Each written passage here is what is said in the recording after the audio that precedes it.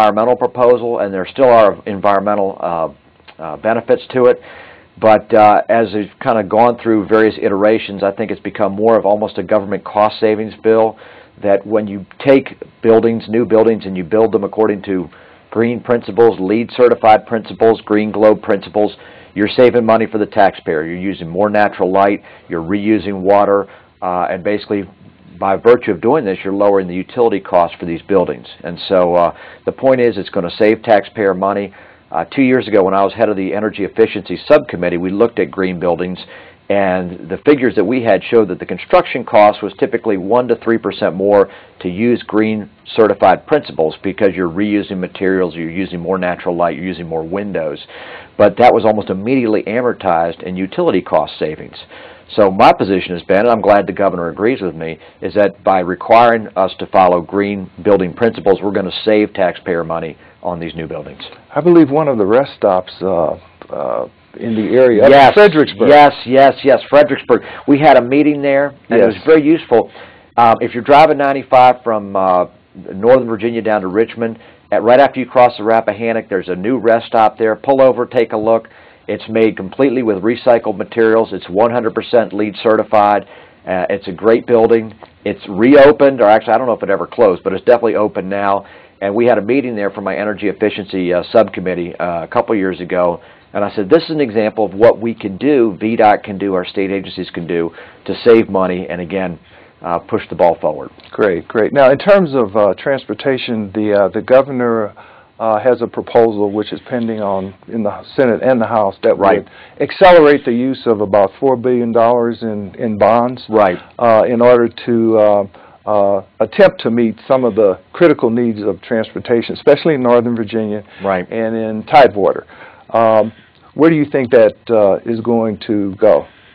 Well, I think inevitably that bill or some portion of it's probably going to pass, because we are in an election year and people want to, be seen as being proactive on transportation. There's certain projects in there, 66, 495, Fairfax County Parkway. I'm sure I could go down the list and look at projects that are going to receive funding, or they are receiving funding right now, and the funding will be continued. And that's great. I have a couple problems with it. One is that the $4 billion is being authorized in bonds. Basically, this is taking all of our bonding authority over 10 years and front-loading it completely for the next couple years. So it would be as if I saved up for 10 years for my children's college education, and then I take my first child and I spend it all for her. So yeah, I'm spending it on college education, but I'm not using it in a way that's equitable to all my other children. And in a way, this governor wants to take all that bonding authority and spend it while he's governor, and the next governor that comes along, or the next couple governors, they're going to basically be scrounging around for nickels to try and keep these projects going. So I have a lot of reticence in that regard. And beyond that, the bottom line is we're still not bringing any new money to the table. Anybody can spend money. We've all proven in this building we got 140 ways to spend money. But no one has had the guts in transportation to actually step up and say, all right, how are we going to raise revenues, or how are we going to find revenues to pay off these bonds? Because if we don't have revenues to pay off these bonds, and I know that there's the insurance proceeds tax that has 1/3 dedicated to it, but again, that money is going to be used up early on, and as these projects continue, we're going to need money to pay these bonds or to keep these projects going, and we're going to have to go out and find the revenue. And if no one's going to have the guts to do that, then again, we're going to be sitting in a financial crisis. It's going to make us look like California. And of course, the gas tax, I believe, has not been raised in the state of Virginia since 1986. Well, I every year I step up and say, if you look at the gas tax in this state, it's one of the lowest in the United States. 35 to 40% of the gas that's purchased in this state is purchased by out-of-state residents, people that are truckers, they're tourists, they're commuters, they're coming through Virginia. They don't vote for us, okay? So if we raise money from them, there's no political penalty. And the bottom line is, as long as we allow them to travel through Virginia, we don't toll them, we don't tax them, we allow them to use our highways, we're letting our own residents be exploited. And I've had a bill in this year again as last year, which would at least at a minimum index our gas tax, which would basically say you'll take the current rate, and as the usage of our highways increases, as you have more traffic volume, the index would increase or decrease based on the traffic volume. Now, historically, we've had more traffic volume, so it would go up, but of course, if it went down, it would go down. But you have to have some objective metric that allows you to measure and then raise the revenue for the highways. Otherwise, what you're going to happen is you're going to be taking money from the general fund and using that for highways. And that puts you in a terrible position. You're literally taking money away from education to put it into roads. And you look at the colleges and universities in this state, we have taken such a whack out of their budget.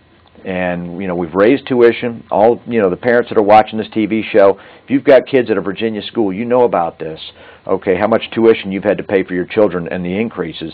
And a lot of it's because people in Richmond don't have the guts to actually raise money for our highway system, so instead we use money from the general fund. And it's absurd, and it's costing us. And of course, transportation is a core function of the Commonwealth. But it also is something that's needed to attract employers. Now, you also mentioned the need for one-stop shopping, right, to encourage entrepreneurship. Right. Give us a little bit more detail about that. Sure. Well, I'll use myself as an example. I own a law firm in Fairfax City. I have 4 law partners, and we employ about, I think, 28 people in our business. And when you run a small business, one of the hardest parts is filling out paperwork, paying taxes, doing all these things to, first of all, get the business started. And my bill would enable commissioners of revenue, which are constitutional officers under our state constitution that are in charge of basically assessing and collecting revenue. It would allow you to go in, you meet with your commissioner or with the deputy commissioner, and you can register for a business license, which means you would then be eligible to pay the BPOL tax. And then BPOL, Business Professional Occupational License Tax? Exactly. So you would register your business, you get your business license, and you could also register for purposes of paying state sales tax, state income tax, all of those taxes. You could do it at one time. That way you can do it there as opposed to having to go there. Then you got to hop in your car and go to Department of Tax and register with the state and, drive down to Richmond or whatever. Who needs that hassle? We want to make it easy to start new businesses, and that's the whole idea behind One Stop. Great, great. I want you to comment on the proposal to privatize the alcohol beverage control monopoly that the Commonwealth holds. Sure. Okay. The governor's proposed a plan which would essentially privatize the ABC system. I say he's proposed a plan. I think at this time there's been 3 different plans, and there may be a 4th coming down the pike. But basically what he would do is he would privatize the system. He would raise money by selling the outlets or selling the licenses to sell hard liquor, and then take that chunk of money and we'd use it for transportation or some other state need. And it's been through so many iterations, Woody, it's hard for me to kind of keep track. But I think the 2 things I've said consistently are, one, I hate walking away from the revenue that we get under the current system, which again sustains our state's higher education system, our state's K-12 system. And then secondly, there's something to be said for actually regulating the sale of hard liquor. I mean, right now there's 334 ABC outlets in Virginia.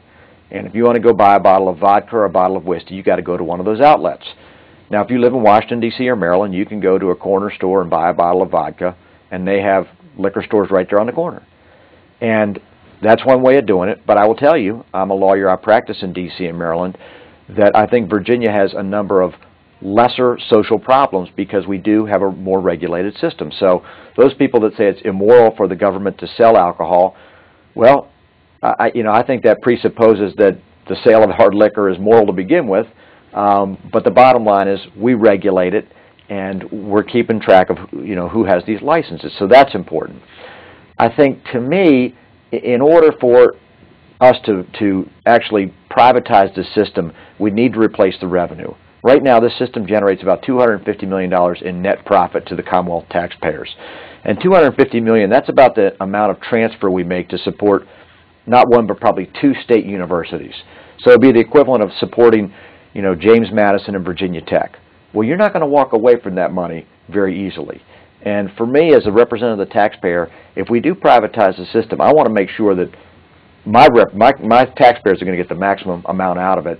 And then secondly, like I said, I have a lot of trepidation about essentially opening up the hard liquor sales to anyone who comes along. So I'm sorry, that's kind of a long-winded answer, but I think to summarize, I think the governor's plan needs a lot of work, and frankly, I probably don't support it. Yeah, because there's been